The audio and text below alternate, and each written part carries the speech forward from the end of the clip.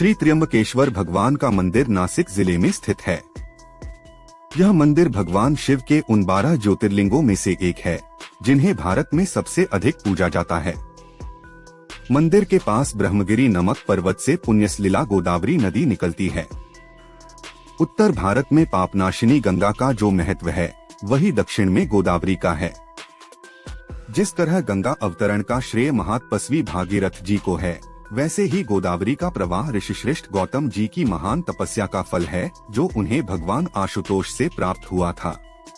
बृहस्पति के सिंह राशि में आने पर यहाँ बड़ा कुंभ मेला लगता है और श्रद्धालुजन गौतमी गंगा में स्नान कर तथा भगवान श्री त्र्यंबकेश्वर का दर्शन कर अपने को कृतकृत्य मानते हैं।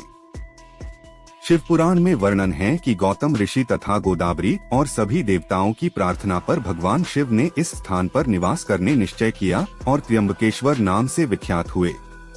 इस शिवलिंग में है त्रिदेव का वास। त्र्यंबकेश्वर ज्योतिर्लिंग सबसे अद्भुत और मुख्य बात यह है कि इसके 3 मुख सिर हैं, जिन्हें एक भगवान ब्रह्मा, एक भगवान विष्णु और एक भगवान रुद्र का रूप माना जाता है।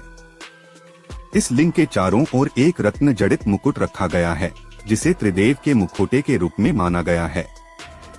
इस मुकुट में हीरा, पन्ना और कई बेशकीमती रत्न लगे हुए हैं। त्र्यंबकेश्वर मंदिर में इसको सिर्फ सोमवार के दिन शाम 4 से 5 बजे तक दर्शनार्थियों को दिखाया जाता है। गोदावरी नदी के किनारे बने त्र्यंबकेश्वर मंदिर का निर्माण काले पत्थरों से किया गया है। इस मंदिर की वास्तुकला बहुत ही अद्भुत और अनोखी है। भव्य त्र्यंबकेश्वर मंदिर इमारत सिंधु आर्य शैली का अद्भुत नमूना है। इस मंदिर के भीतर एक गर्भगृह है, जिसमें प्रवेश करने के पश्चात शिवलिंग आंख के समान दिखाई देता है, जिसमें जल भरा रहता है। यदि ध्यान से देखा जाए तो इसके भीतर 1 इंच के 3 लिंग दिखाई देते हैं। इन तीनों लिंगों को त्रिदेव यानी ब्रह्मा, विष्णु, महेश का अवतार माना जाता है। इस मंदिर में कालसर्प दोष की शांति वैदिक पंडितों के द्वारा करवाई जाती है। शास्त्रों के अनुसार एक बार महर्षि गौतम के तपोवन में रहने वाले ब्राह्मण की पत्नियां किसी बात पर गौतम ऋषि की पत्नी अहिल्या से नाराज हो गईं। उन सभी पत्नियों ने अपने पतियों को गौतम ऋषि का अपमान करने के लिए प्रेरित किया। उन ब्राह्मणों ने इसके लिए भगवान गणेश की आराधना की। उनकी आराधना से प्रसन्न होकर गणेश जी ने उनसे वर मांगने को कहा। उन ब्राह्मणों ने कहा, प्रभु किसी प्रकार ऋषि गौतम को इस आश्रम से बाहर निकाल दीजिए। गणेश जी को विवश होकर उनकी बात माननी पड़ी। तब गणेश जी ने एक दुर्बल गाय का रूप धारण करके ऋषि गौतम के खेत में जाकर फसल खाने लगे। देववश गौतम वहां पहुंचे और तिनकों की मुट्ठी से उसे हटाने लगे। तृणों के स्पर्श से गौ पृथ्वी पर गिर पड़ी और ऋषि के सामने ही मर गई। उस समय छिपे हुए सारे ब्राह्मण एकत्रित होकर गौ हत्यारे कहकर ऋषि गौतम का अपमान करने लगे। ऐसी विषम परिस्थिति को देखकर गौतम ऋषि उन ब्राह्मणों से प्रायश्चित पूछा।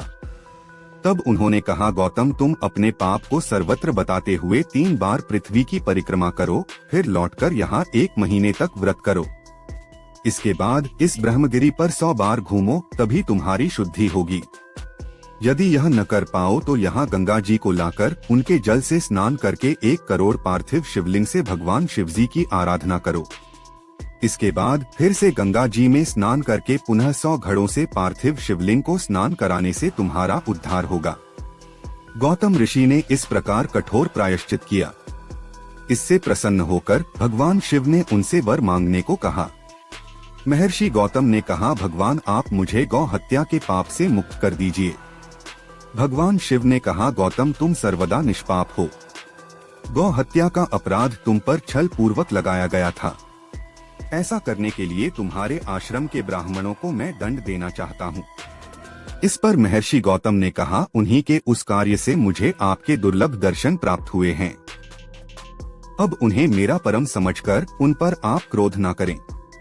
बहुत सारे ऋषि मुनियों और देवगणों एवं गंगा ने वहां उपस्थित होकर ऋषि गौतम की बात का अनुमोदन करते हुए भगवान शिव से सदा वहीं पर निवास करने की प्रार्थना की। देवों के प्रार्थना करने पर भगवान भोलेनाथ वहीं गौतमी तट पर त्र्यंबकेश्वर ज्योतिर्लिंग के रूप में प्रतिष्ठित हो गए। दर्शन से पूरी होती हैं सभी मनोकामनाएं। यह त्र्यंबक नामक ज्योतिर्लिंग सभी कामनाओं को पूर्ण करता है। यह महापातकों का नाशक और मुक्ति प्रदायक है। जब सिंह राशि पर बृहस्पति आते हैं तब इस गौतमी तट पर सकल तीर्थ, देवगण और नदियों में श्रेष्ठ गंगाजी पधारती हैं तथा महाकुंभ पर्व होता है। अगर वीडियो पसंद आई हो तो लाइक, शेयर और सब्सक्राइब